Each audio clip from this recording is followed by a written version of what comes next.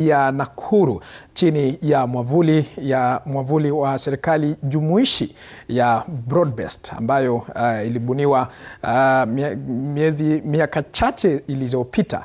Na kwa sasa mtazamaji mwanahabari wetu Mike Kagwongo amehudhuria mkutano huo na tutakuwa tunaungana naye moja kwa moja atujuze hasa kuhusiana na mjadala ambao umeshika kasi kuhusiana na nafasi ya naibu rais katika uchaguzi wa mwaka wa 2027. Mike, kama unanipata kwa njia iliyo safi zaidi, tujuze kwa kina.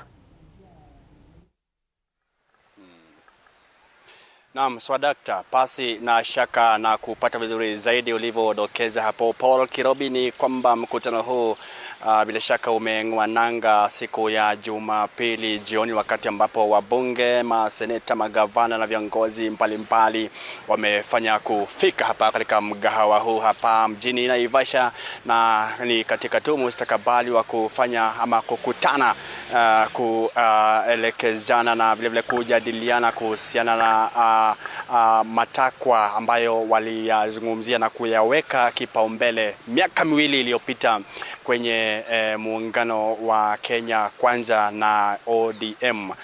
Nazungumza kuhusu chama cha UDA na kile cha ODM walipokutana na kutangamana wakiwa na lengo la kufanikisha na kusaidia Rais William Ruto atekeleze ule wajibu wake. Zipo zile 10 points agenda ambazo vile vile Rais William Ruto aliagiana na mwenda zake marehemu Raila Amolo Odinga wakati ule kwenye kutia saini mkataba ule kule jijini Nairobi, na bila shaka wakaelewana kwamba lazima waweze kuzitekeleza zile 10 wakati ambapo wamekuwa hapa tangu siku ya Jumapili jioni. Jana asubuhi Rais William Ruto akaweza kuwasili hapa na kuweza kuzungumza na waandishi wa habari asubuhi na kudokeza kwamba hakuna lingine lolote muungano huu wa pamoja unalo ila kupita uchaguzi wa mwaka 2027, yani kushinda kwenye uchaguzi wa mwaka 2027. Manake wanasema kwamba wenzao wanaoshindana nao wale wa upinzani hawana agenda yoyote.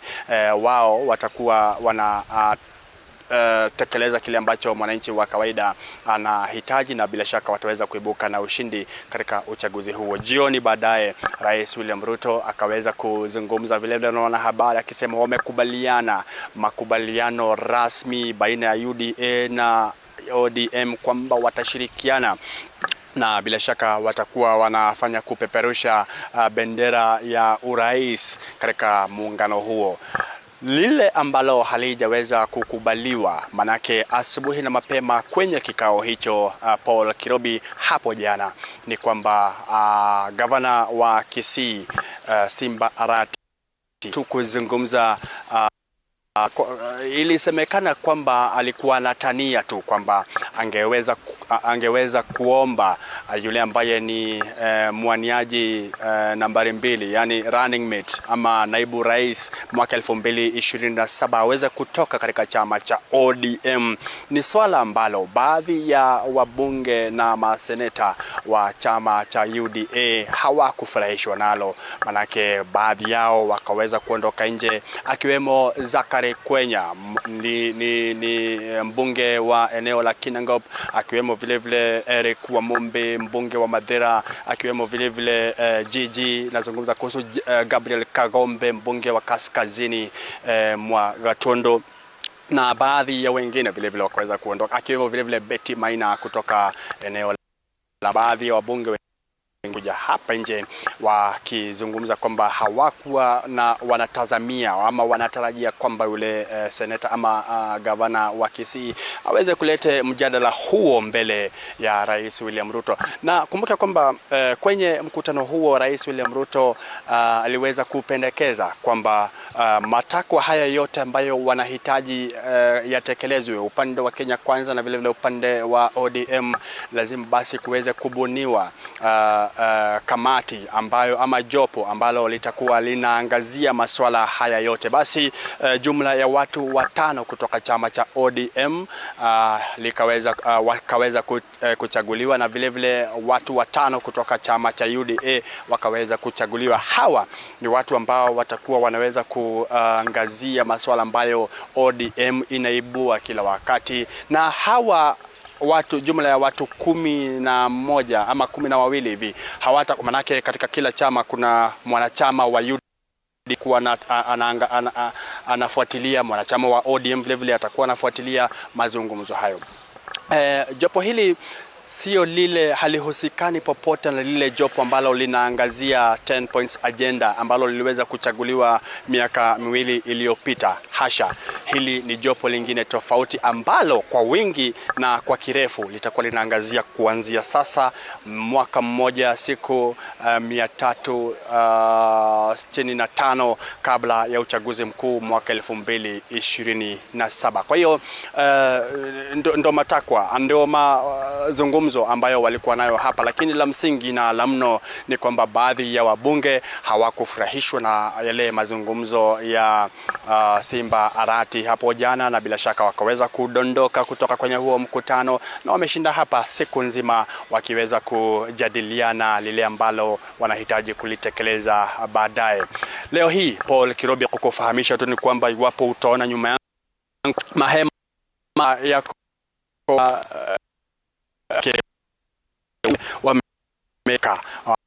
wamekwenda za wengi washawasili Nairobi. Rais kutoka hapa usiku takriban saa 4 usiku.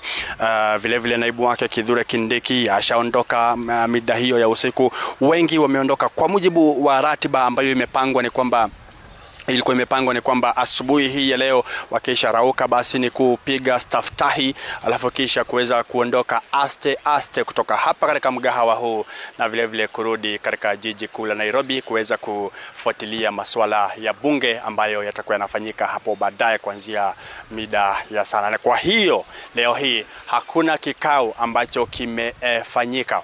Baadhi ya wabunge naona mmoja baada ya mwingine, nimeona waziri Alice Wahome, nimeona vile vile mbunge Gitau wameketi hapa wanakunywa chai.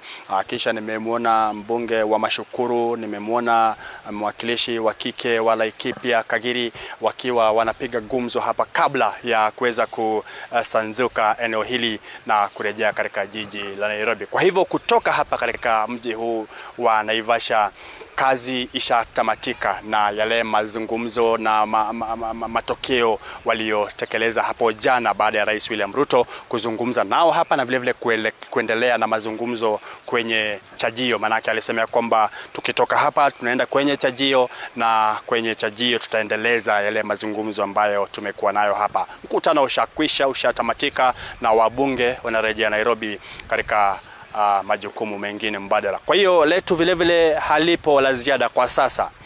Tutazama na tutakapoibuka baadaye tutakufahamisha kuhusiana na mazungumzo ambayo walitekeleza hapa, na bila shaka ni yepi ya kutarajia baada ya hapa. Kwa sasa tutazama mie na mpiga picha wangu. Mie naitwa Mike Kagwongo, kwako Paul Kirobi.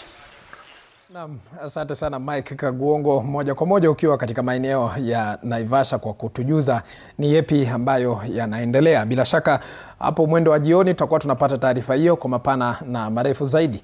Tukiachana na